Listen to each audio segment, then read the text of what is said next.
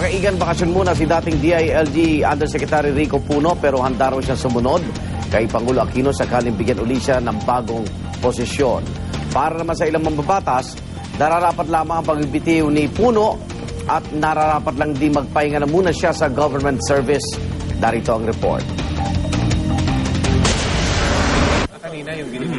Hindi na raw nagulat si Aurora Representative Sani Angara sa pagbibitiw sa pwesto ni DILG Undersecretary Rico Puno.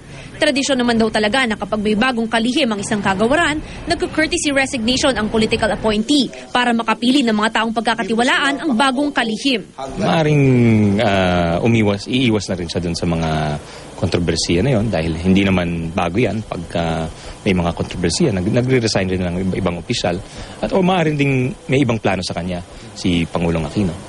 Nabalitang ililipat ni Pangulong Aquino si Puno sa ibang ahensya. Pero para kay Akbayan Party List Representative Walden Bello, dapat magpahinga muna si Puno at huwag munang tatanggap ng anumang alok sa kanya na magsilbi sa pampublikong sektor.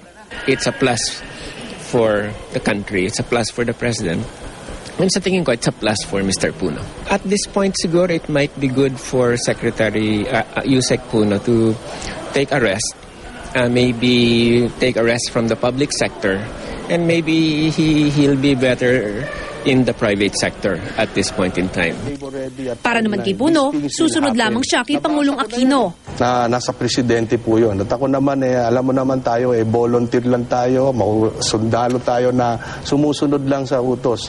Sa ngayon po, nag-umpisa na yung aking bakasyon. Para sa unang balita, Mav Gonzalez reporting. Dahil sila, iba yung iniisip nila.